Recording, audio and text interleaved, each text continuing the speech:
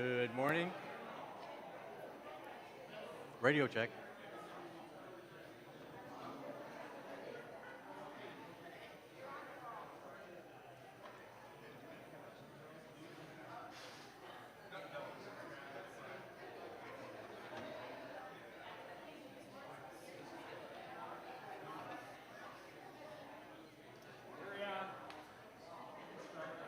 Yeah. Well, good morning, everybody. I'm glad everybody could come this morning. Good morning. So today's class is going to be a little different than what we're used to. I've been asked by quite a few people to share my story about the Appalachian Trail.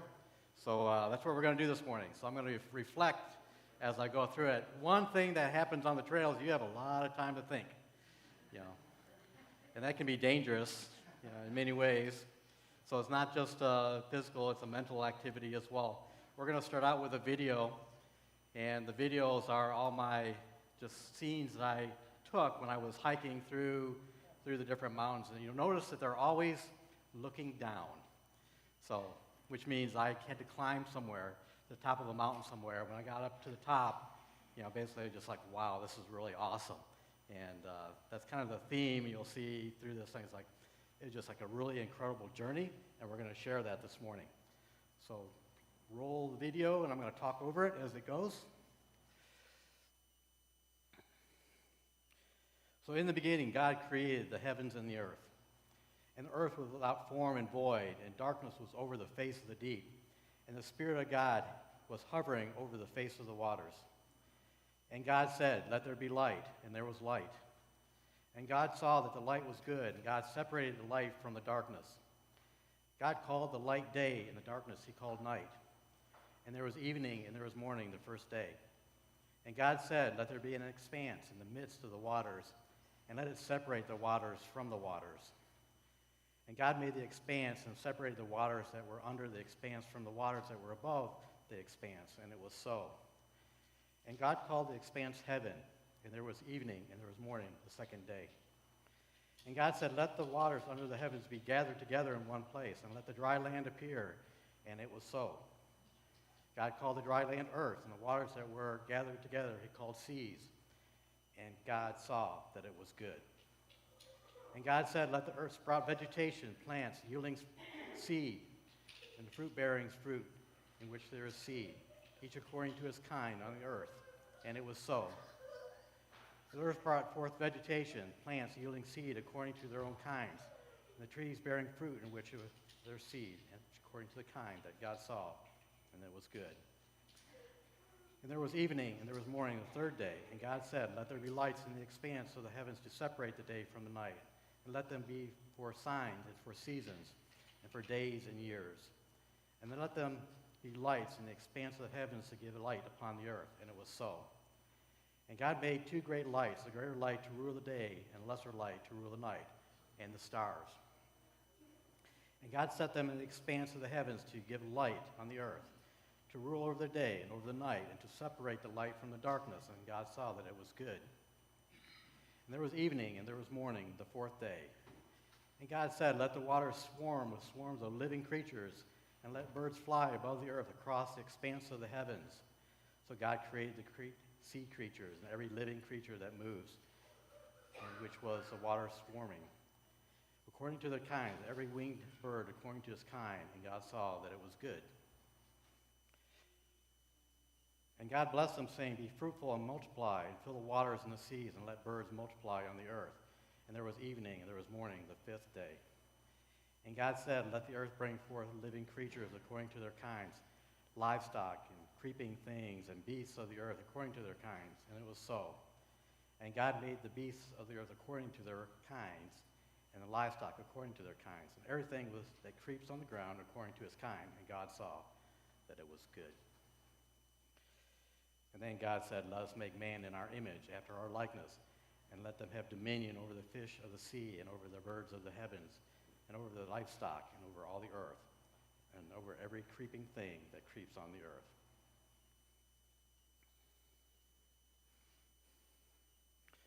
So when I was hiking, every time I summited a mountain, I saw something that was just amazing. And it really, as you look at these scenes, the pictures are awesome, right? But what I saw was even more vivid in my mind. And when I see things today, it's not just a picture, it's a memory that I have, that I'll never forget. I'll have life stories for forever about my trip and things that I saw and the experiences that I had. But you can't deny God when you see these pictures. You can't deny that he is our creator. That when you read first Genesis chapter 1, you realize that God is truly our God. And what he made is truly amazing. So we're just going to give a few minutes, let the slides push through. Should be another minute or two, and then we'll jump into my experience.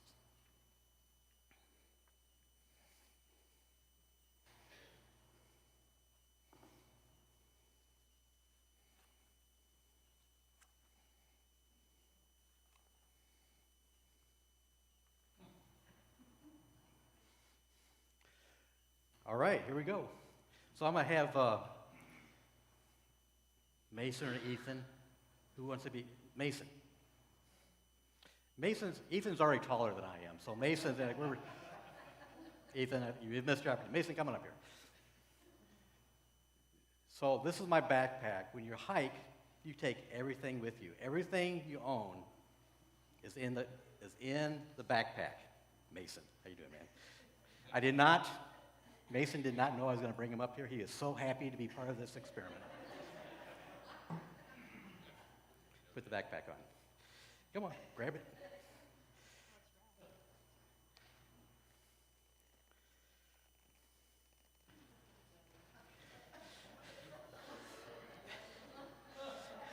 All the way on. Throw the other side on. All right.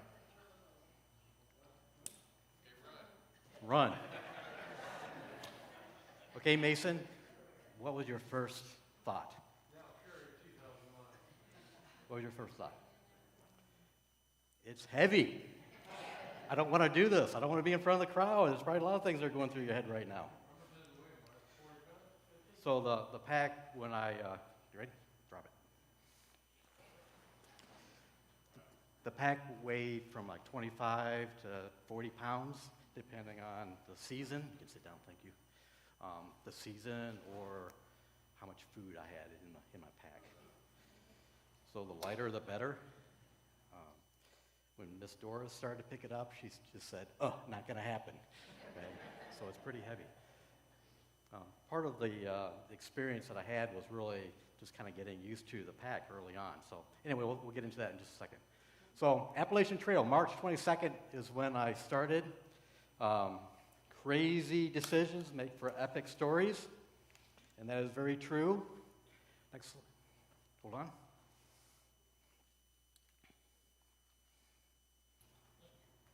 All right.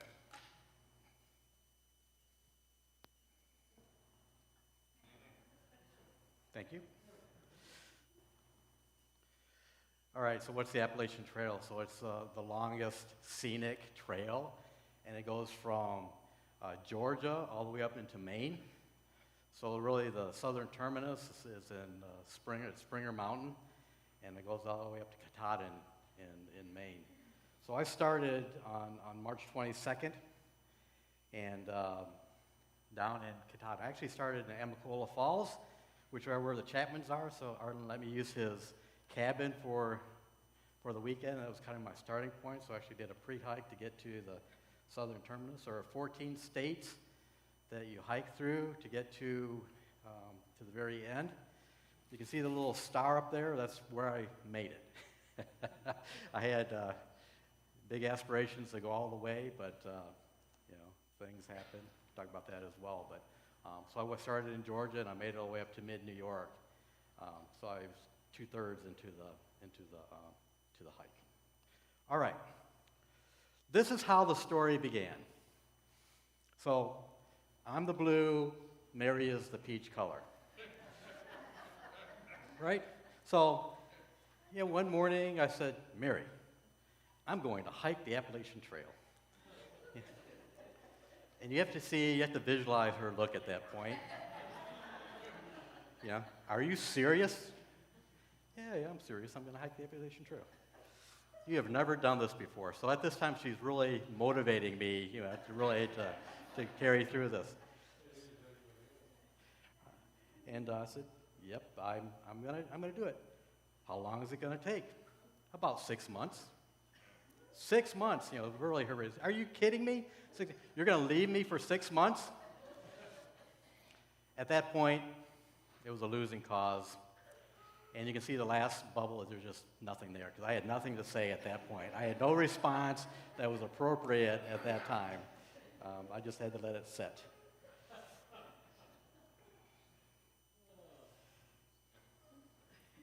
The decisions that we make, right, as I reflect on things, as I reflect on my starting point, as I reflect on activities, our decisions that we make really have an impact on us, right? The decisions we make have consequences, good and bad consequences in our lives, right? And you got to be really careful with the consequences, right? You got to think through the decisions and either accept or, deny, I guess, consequences in our lives.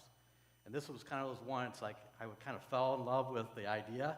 I love being outdoors, and it was just something that I wanted to try. I had never hiked a day in my life, so, when Mary said, "You have never done this?" she was absolutely true. I'd been outside a lot, and hunted a lot, and been outdoors a lot, but I'd never thrown on a backpack and hiked through the mountains.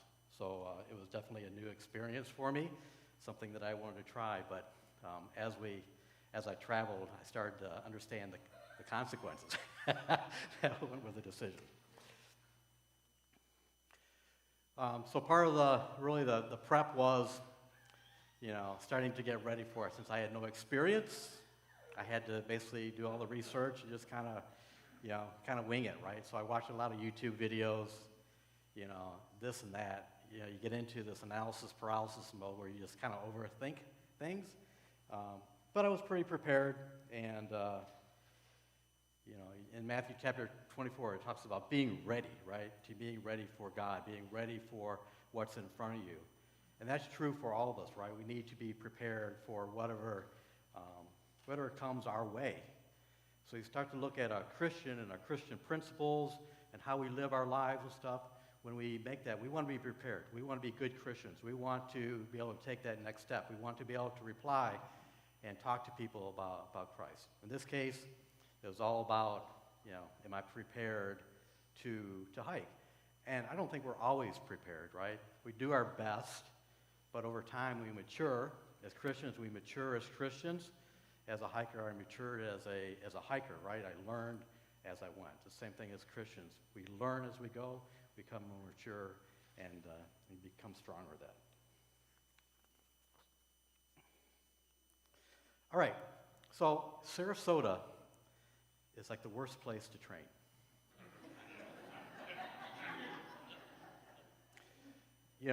There is not, what's the highest elevation in Sarasota? It's a bridge. I'm over here by Celery Fields, that was the highest point that I could hike, really, So there's actually a funny story. I'm out there, I'm getting used to the weight on my pack. I'm hiking around Celery Fields, and I'm out there by Fruitville, and this person stops and said, "Can I help you?" And it kind of threw me back and said, "What do you mean, can you help me?" He said, "Well, do you need some place to stay, or do you want me to buy you food, or something like that?" What? And then I realized, I must look like a homeless person.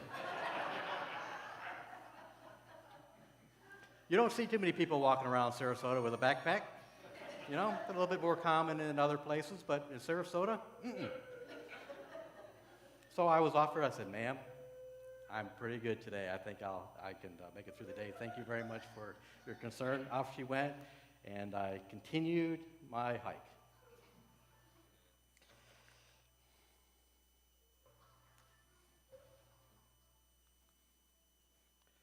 So there's a starting point, right? There's always a starting point for us. We do all this preparation, and then we, actually begin our journeys. And so I talked about Arlen. Let me share his cabin. So that's his cabin on the left-hand side, which was awesome. Mike and Crystal were actually in Atlanta, and they met me there, picked them up on the way to the cabin, and then they drove my vehicle back, so I appreciate that. It's a lot of work and coordination that went into just getting to the starting point. So Arlen was gracious enough to let me start. So Amicalola Falls is where, if you listen to the Chapmans, I just love that place. It's beautiful. And that's kind of the unofficial starting place for the Appalachian Trail as well. It's a little bit more scenic. You got some good picture opportunities and stuff. So that picture on the right, you can see not all these pictures I'm not always smiling. Sometimes I'm smiling. Sometimes I'm just, So this was like, I'm looking back, it's like, wow, that's a little bit of some stairs. There's some stairs that wind all the way up to the top of the Amicalola Falls. And it was kind of a first eye-opener for me that, things were going to be a little challenging. So this is actually, so Amicalola Falls, again, is good for pictures. The southern terminus, actually where the Appalachian Trail starts, is just a little kind of badge in the rock, and it's just kind of there, right? So you take pictures, and you say, yeah, I'm here, I'm ready to go, and you move on. But there's evidence that I actually was on the trail. I started, it's not, it's actually real. When you start, I started in March, late March, and there wasn't any vegetation on it. So you'll see as we go through the slides, you'll start to see the trees bloom, the flowers bloom, everything start to come out. And you notice all the pictures up front, everything's kind of barren, right, which is true in March. Good and bad, when you're hiking in March and April, there's no foliage. You actually can see all the mountains. It's very beautiful. And then later on, you think, oh, great, when everything starts to bloom and stuff, you would enjoy that. It's just the opposite. It kind of covers up everything, and all of a sudden you're walking through a green tunnel. You don't really see it. You're just kind of like walking through the woods sometimes. So actually having no vegetation was actually better than having vegetation on the trail.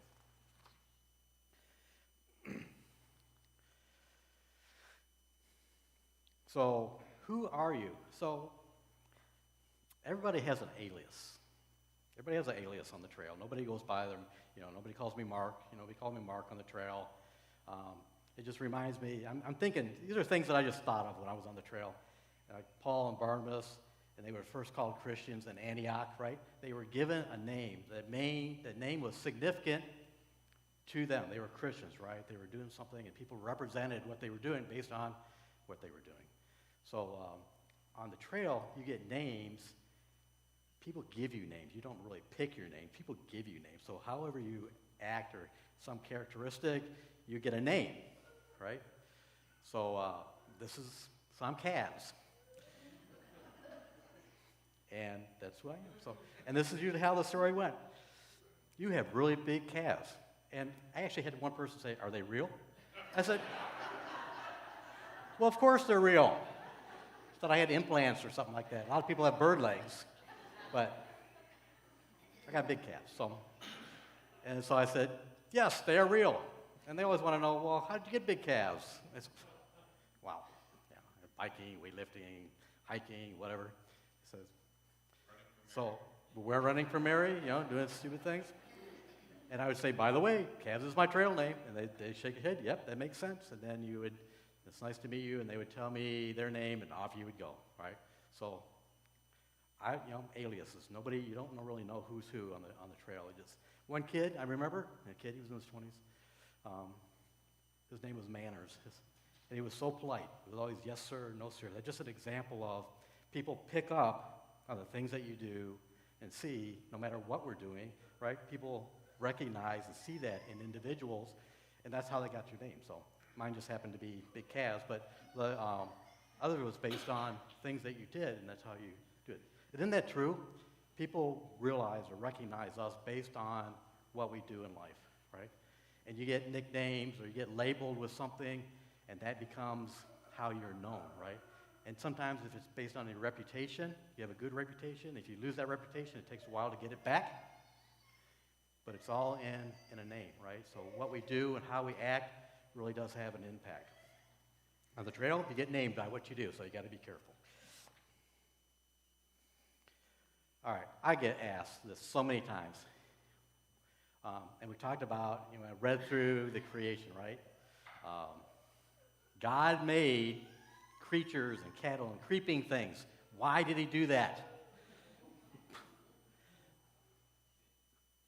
Some of the things I wish I did not experience.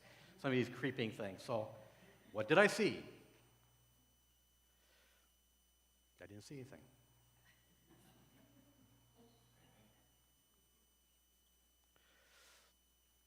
So this is actually wild ponies. I never expected to see wild ponies on the trail. But I was up in some of the flatlands. You can actually see there's a video playing in the right-hand side. I woke up one morning next to this shelter, and there were the wild ponies kind of hanging out outside. So that was pretty cool. And had a little colt or whatever you call a baby horse, pony. So that was one cool experience. Sometimes you experience things you never expect. It's the other things I expected that you see. It's like, whew, I'm certainly glad I survived that activity, right?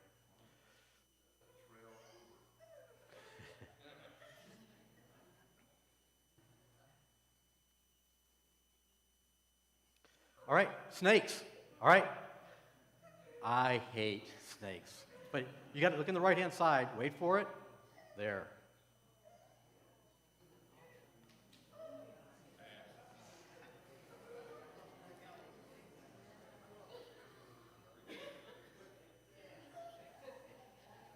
Wait for it. Look at the tail.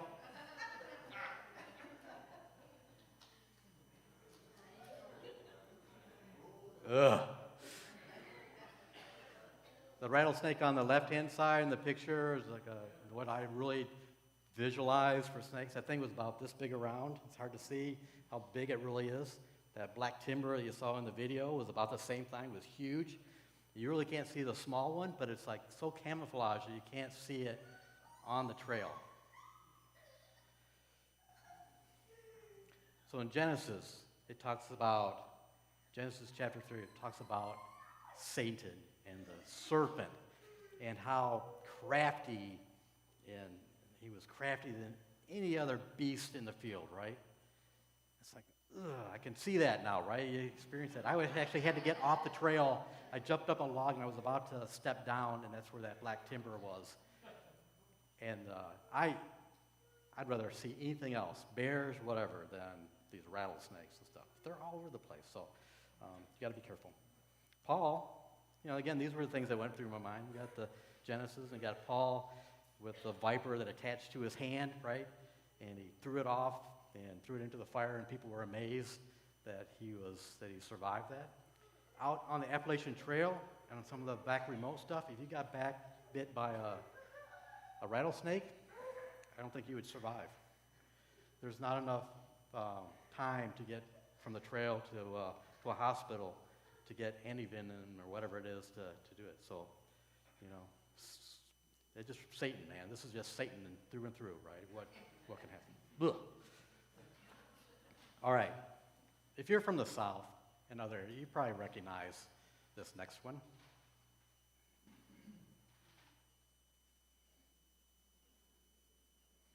Katydids. Did I say that right? All right, katydids. These things, so the plague, right? Remember the plague in Exodus, the plague of the locusts? Well, katydids are like locusts to me. They were everywhere. And they made such a loud sound in the woods. It's like some of you are like shaking your heads right now. It's like, it's so loud that it would just buzz. And after a while, you get a headache because they were so loud. And then you start looking around, they were everywhere. So like Exodus, right? They actually covered the ground. It was like black, right? From all the locusts and stuff. It was almost that bad with the locusts. They were everywhere. You go to set up your tent at night, you look over in the branches, and there would be a katydid looking at you, screeching and stuff. So they were all over the place. So that's another critter. Never expected katydids. All right. If you're from the city, this will disturb you. If you're from the country, cows and bulls and stuff, it's like, well, whatever, right? All right, I have a red pack on, right? This is what went through my mind, I'm walking through a field. There's nothing between me and that thing.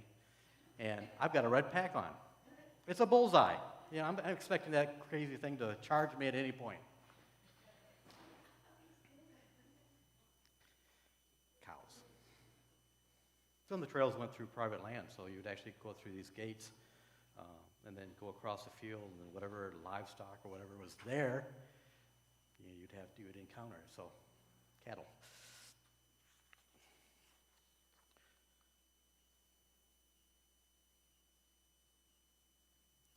All right. We live in Florida. Orlando is a favorite place for us. Mickey is just Mickey is great. We embrace Mickey, right? Mickey is cool. Mickey's cousins are not cool. When they are uninvited. So one night, I'm sleeping in my tent, and something runs over my face. And have you ever woke up just like that? It's like, bam, you're wide awake. Well, that's what happened to me with Mickey's cousin, the little mouse. I woke up, I stood, and then it was like a battle for it. You can't catch a mouse in a tent. They are so fast, and you got all your stuff in your tent, and they're like jumping and diving and stuff. It took me an hour to find this little cousin of Mickey. I don't like, all the shelters and stuff were just, I didn't stay in a shelter. I would go to the shelters. I'll show you like places where I stayed. But there were shelters every 12, 15 miles on the trail. But they were being infested with mice and other critters and stuff. I always stayed in my tent. But yeah, it was a common experience for the mice to kind of be running around.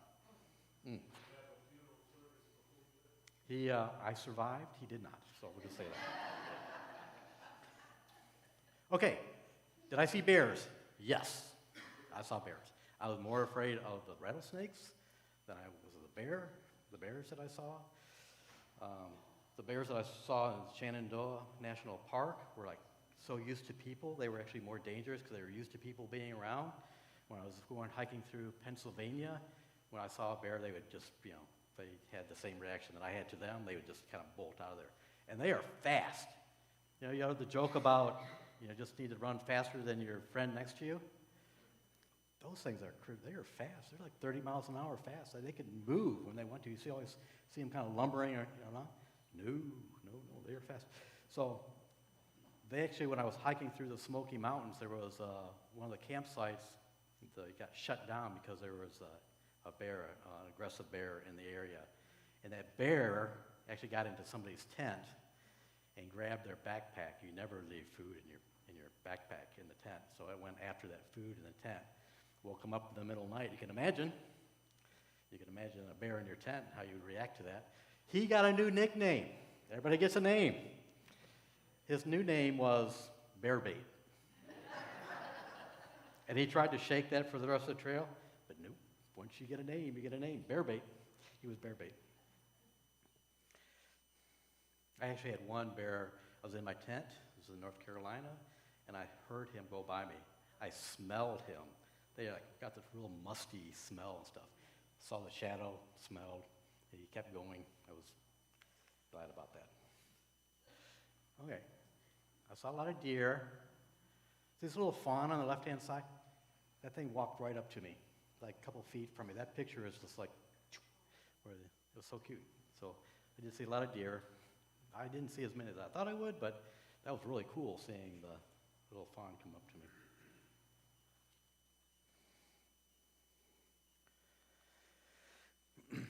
Okay, this is kind of an experience when you're walking. And so this was really meant to, how did I navigate on the trail? So on the trail, they have what they call white blazes. The white blazes that you see as I come up to see the tree up in the right-hand corner. You see a little white blaze on the tree. That's kind of how you keep on the trail. You just got to walk from tree to tree, blaze to blaze, and it keeps you on the Appalachian Trail. There are white blazes. There are blue blazes. Blue blazes are kind of like little just side trails and stuff. The trail hadn't been used it hadn't been maintained because of COVID over the last couple of years, so the white blazes and the blue blazes started to look the same, a little colorblind for me. So the white blazes were faded, the blue were kind of turning gray, So sometimes I got off the track. I got off track a little bit. I got off the trail because I thought I was going on a white blaze, and I was actually down a blue blaze trail. But there were other things here. There was an app, a phone app called Gut Hook, which most of the hikers use, and it would have GPS capabilities, and would tell you if you were on the trail or not. So if you got off the trail, you'd pull your app out, and you say, ooh, I should be going this way. And it'll tell you how to get back to the trail. It'll also tell you where the next water source would be, where the next shelter would be, the next town had all this information, and it'll tell you miles and stuff to that. So it was a really safety thing. I also had, and this was for Mary, as well as for myself, this little Garmin device that is a GPS tracker or satellite. So if you ever, probably Ed is familiar with this, with his sailing adventures, it has an SOS feature on it, so if I ever got in trouble, I'd hit the SOS and they could track me down, except for snakes, that would not help, but anything else happened, you could just push that button and it'd come to your rescue. So it's kind of convenient. I also had a Garmin watch. I was paranoid, obviously, about getting lost, and I had my Garmin watch that had GPS coordinates in it, coordinates as well, get me back to the trail. I really thought about Psalms 23, right? And sometimes walking, especially when I got off path. And hey, when you get off, there's not any, markers or anything. It's not like it's familiar to you. You're just out there, and all of a sudden you're kind of lost. So when you walk through the valley of the shadow of death, you will fear no evil. Somebody's like, well, fear no, assuming my stuff works and gets me back to the trail, right? I always felt there was a connection there, though, with my faith, with God. As you go through and experience these things, you actually kind of live what you've read. You live, those experiences. Once you've experienced, you read about it, but once you experience something and live through it, it's even more meaningful. That's kind of how I reflect on some of these scriptures now, just because of my experience. All right. So that was kind of a trail. This is another on the left-hand side, just kind of taking it. What's the trail like? This little, I'm trying to walk. Got my walking sticks, backpack, and I'm trying to walk down the trail with the phone out and not fall as well doing these rocks and stuff. So I couldn't do this a lot because a lot of the places were a little bit more challenging than others. So this was one place that I could keep my balance, keep one hand up, one other hand on the hiking pole, and make some progress about. So there were all kinds of different terrain on the AT. Yeah, so I was naive about this aspect of it. I thought the trails were going to be basically like this. It turned out to be a lot more challenging in areas than just this. I thought it'd be hiking, it'd be a trail, an established trail, that I wouldn't have any problems with it. That was not always the case.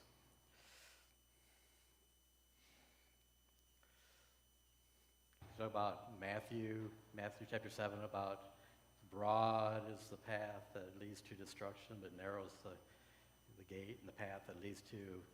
That's kind of what I was thinking sometimes. Like, man, I hope you stay on the right path, right? Which is really where we want to be. Stay on the path. Sometimes it was so marshy that they'd have these little bridges that you would kind of walk over. Sometimes you just slosh through the mud and stuff, and sometimes it was kind of nice to have a little walkway. This is what I didn't expect. Those boulders on the left-hand side are really the size of cars. So it's misleading when you look at this picture. It's like, oh, big deal, rock field. But, you're having to climb boulders and stuff up and around and maneuver yourself through. And the right-hand side is just like a really annoying trail that was just so many rocks on it that you really couldn't get good footing. This on the trail left-hand side is kind of what I didn't expect. I didn't expect to have to go through terrain like this. And there were actually areas where I had to rock climb. And at that point, you put your poles away, and the trail's not rated for short people. There were a couple times when I got to they're not. You laugh and say, I'm 5'7", I'm sure it's rated for somebody 6 foot or taller, 6 feet taller. Because I had to actually jump a couple times to get my fingers on a ledge and then pull myself up and to get started on a climb. So I actually had to do some climb some rock faces and stuff as well.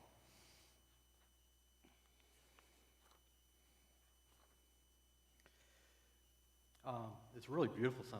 The trail goes by next to the Blue Ridge Parkway, and actually you're walking and you hit the wall. And if you're on the road, you see the wall and stuff. But you don't. On my side, I saw the wall. And you actually just kind of hike the wall, and you're actually looking down. When you're on the road, you look down and you see all the scenes and stuff.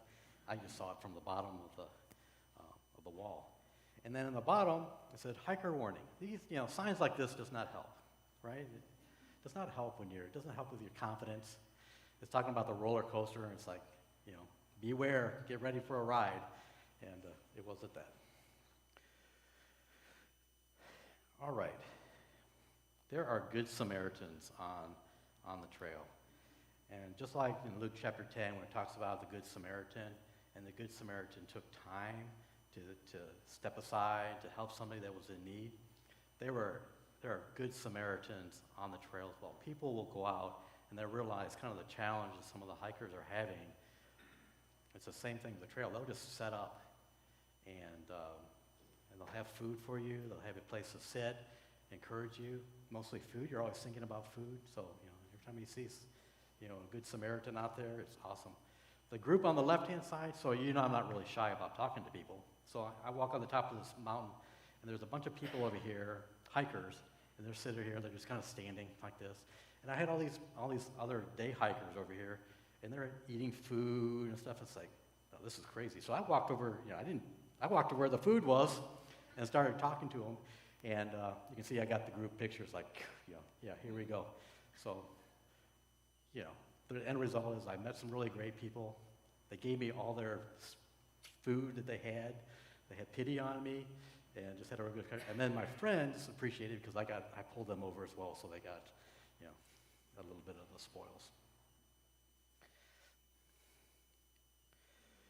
It's amazing when you spend time to help people, the impact that it has on them. It doesn't matter what we are doing. Hiking the trail, a good Samaritan is somebody that took time to do that, and man, it's just awesome. It's true with life, right? You take time, people appreciate that, no matter what the situation that you're in. I also had not only good Samaritans, but I had good Samaritans in other ways as well.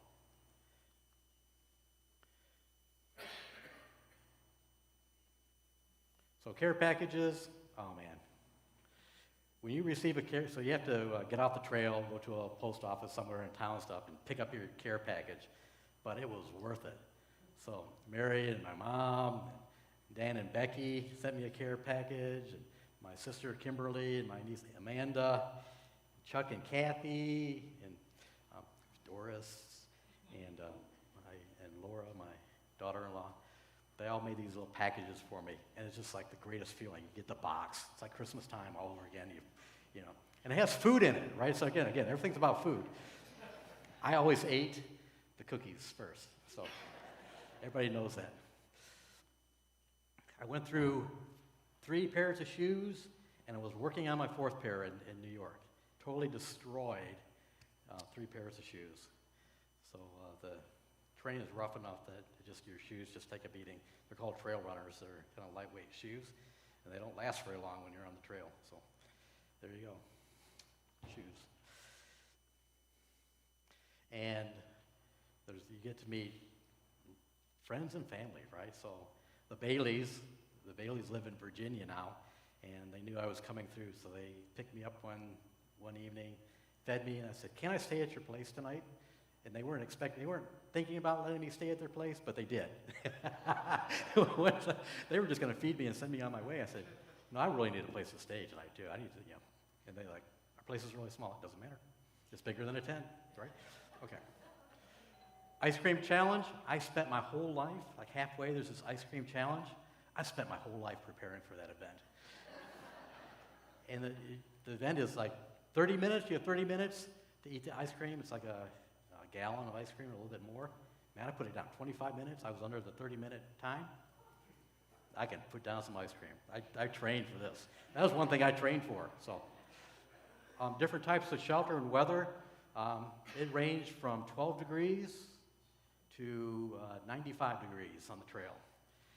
This was a 28-degree day or something, And I was going over Roan Mountain. The guy told me before, said, whatever you don't get stuck in Roan Mountain. It's like, oh, you gotta be kidding. So I went over top of Roan Mountain. It was snowing in a big storm. Man, I flew over that thing. I was cold. You can see down the bottom. I was cold. But when you're moving, it's not bad. It's when you stop. Stuff freezes at night when you set up your camp. You got to be careful that all your water and stuff doesn't freeze, which is a problem. Food. It's all about food. I'm telling you. When you're hungry all the time, that's all you think about is food. I usually have like oatmeal and breakfast bar or some instant breakfast in the morning. I would munch all day long. Every hour I'd have a Snickers bar. I'm telling you, man, Snickers are great. You can eat anything on the trail and not gain weight. Because I lost tons of weight, and you could eat anything. It's like the greatest. Men lose weight. Men, great weight loss program. Women, sorry. You do not lose weight when you hike. You do not. You actually put weight on because of gaining muscle. So if you're expecting to go on this weight loss plan, hiking the Appalachian Trail, not going to work for you. Okay, I'm running out of time. Talking too much. Most of the time, 90% of the time, I stayed in a tent. Everything you own is in that tent, including a tent. Everything that's in the bag is your backpack. Is what you live off of. So your tent, sleeping bag, food, whatever, right? So you can imagine everything you have. When I was in Honduras. That's one thing you realize. You don't have to have a lot of stuff to be happy. You don't have to have things to be happy, right? Obviously, money makes things a lot easier, but you don't have things, right? Things don't make you happy. And when I was on the trail, what I had was in my backpack, right? And that's all I needed. It's amazing. We have so much stuff, but we don't need that. When you realize when you don't have it, you're not using it, you realize how insignificant it is and how much you really don't need it. It's the essentials. It's your relationships. It's your relationship with God that really means something. My life was in my backpack. So stayed in a tent. They had shelters that you could stay in. Hostels.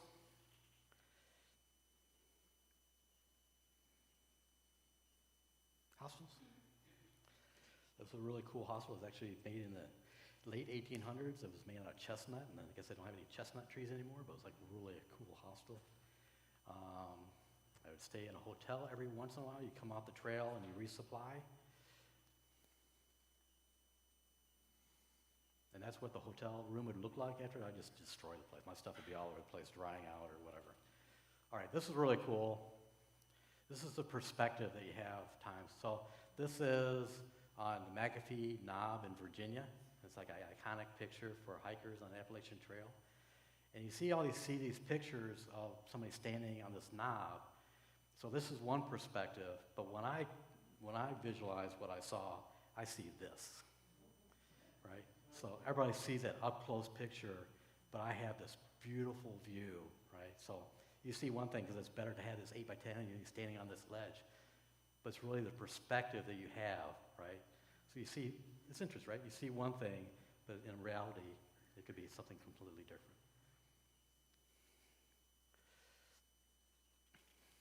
How do you know a train has gone through?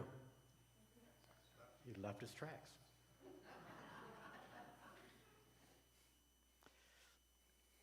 Mustard seed. This is what came to mind. It was the largest tree on the Appalachian Trail.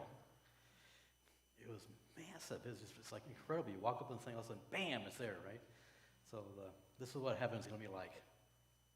The mustard seed that turns into this massive tree that's really so outstanding and so unusual, that's so different that you can look forward to.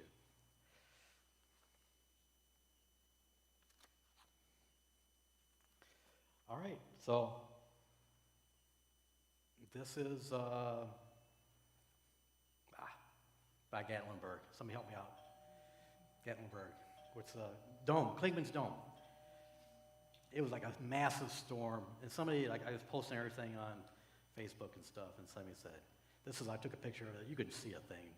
And they said, well, this is what it's supposed to look like. That was not helpful. Whoever sent that picture to me did not really help me with really that day, right? Well, this is what you should have experienced. No. I crossed the Great Divide as well as the Mason-Dixon line on my hike. It's pretty cool. Just a couple more reflections. This is the guillotine. See that big rock behind there, just kind of stuck in between the two walls? You walk under that, you just pray that, that the guillotine doesn't move. There's all kinds of different scenic things on the road. One of the oldest schoolhouses in Pennsylvania, I just saw quite a few family cemeteries, which was just really cool that you would see. I have more pictures. I have somebody, there you go. You gotta have swag. You gotta have an attitude, I guess, when you set out on some stuff. This is one of my favorite pictures. I was just on top of this big bald. The big bald is like, you get to the top of a mountain, there's nothing there, but when you look around, you have this 360 view of everything. It's so beautiful. I'm gonna get to Smoky Mountains. Talking about the Smoky Mountains, I got poison ivy really bad, and one time I had to actually get off the trail before I went to the Smoky Mountains because I didn't want to be in the Smoky Mountains with really bad poison ivy. And this girl picked me up. I was hitchhiking, and she says, "Where do you want to go?" I said, "I got to go to the hospital." And I got about this big. I said, "Don't worry, it'll be okay." She took me to the hospital. I got treated. Beaver dams, there were a couple beaver dams. This is not what I expected, but it's like a big marsh, and the beavers were very active. I'm going to leave you with one picture. There's a phone booth. This is not the picture, but there's a phone booth on the AT. Where do you go to find a phone booth anymore? Right there. I'm going to stop with this picture right here. It's like one of the prettiest pictures that I took. It just really, when you look at it, it's like, wow, right? And I'm just saying, when we start our journey, there's things that all of us are on a journey, a life journey, one way or another, right? We're on this Christian journey, and as we live our lives, we experience different things. We prepare for it. Sometimes it's expected, sometimes it's the unexpected. But just like James in chapter 1, we have trials and trials and tribulations make us more stronger, right, as we live. This experience made me stronger, made me kind of realize some of the relationship, God's beauty and stuff in his creation. And I just experienced that as well, these other aspects that I kind of reflected on. I look at this picture and just like, how wonderful is God and his creation, the creation that we live in. And there's just been nothing that I'll never forget that. So as we go on our journey, we all have this picture, something that's like this in our lives, helps us keep moving, and it keeps us motivated, knowing that as we go on our journey, we have a home in heaven with God. So thank you very much for being very patient. Yes, question? How much weight did you lose? Oh, man. I lost, in these pictures, you can tell that I lost about 35 to 40 pounds. Yeah. I was hiking 20 to 25 miles a day starting out. I couldn't carry enough food, and just the weight of the pack and covering that many miles, you just can't carry that much food with you, so I was losing quite a bit of weight. So, I started at 185 and got down into the 150s-ish, and then I cut back on my miles and learned some things about eating on the trail and put a little bit of weight back on. But don't worry, I put my weight back on. Thank you, everybody. Thanks for your time.